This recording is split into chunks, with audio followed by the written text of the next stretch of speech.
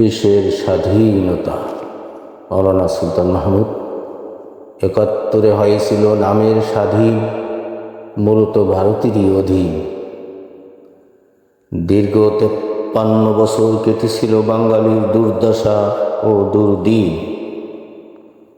সুজলা সুফলা ছায়াঘেরা মায়াভরা বাংলাদেশ আমার আওয়ামীদের অত্যাচারে বানিয়েছে অঘোষিত কারাগার। এবারের ছাত্র জনতার আন্দোলনে দূর হলো অন্ধকার। তরুণ প্রবীণদের সমন্বয়ে গঠিত হলো অন্তর্বর্তী সরকার। আওয়ামী চেতনার বলি, আলেমদের দিত রাজাকার গালি। তাদের গুম হত্যা ও নির্যাতনের হাতিয়ার চেতনার ঝুলি।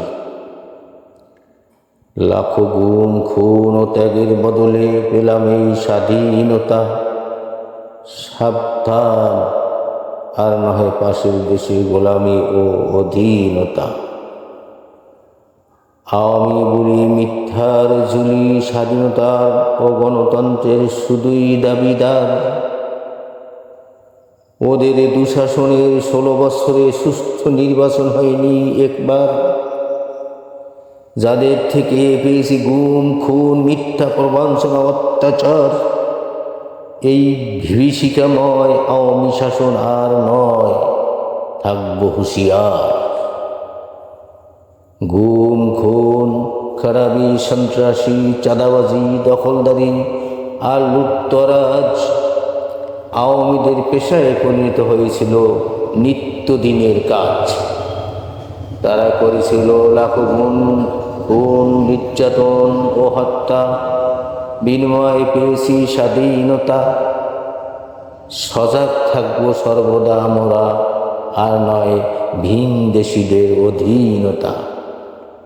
ছাত্র জনতার আন্দোলন ও ত্যাগের বদলাতে যে স্বাধীনতা পেলাম, হুঁশিয়ার থাকবো হর হামেশা, আর নয় কখনো ভারতের গোলাম।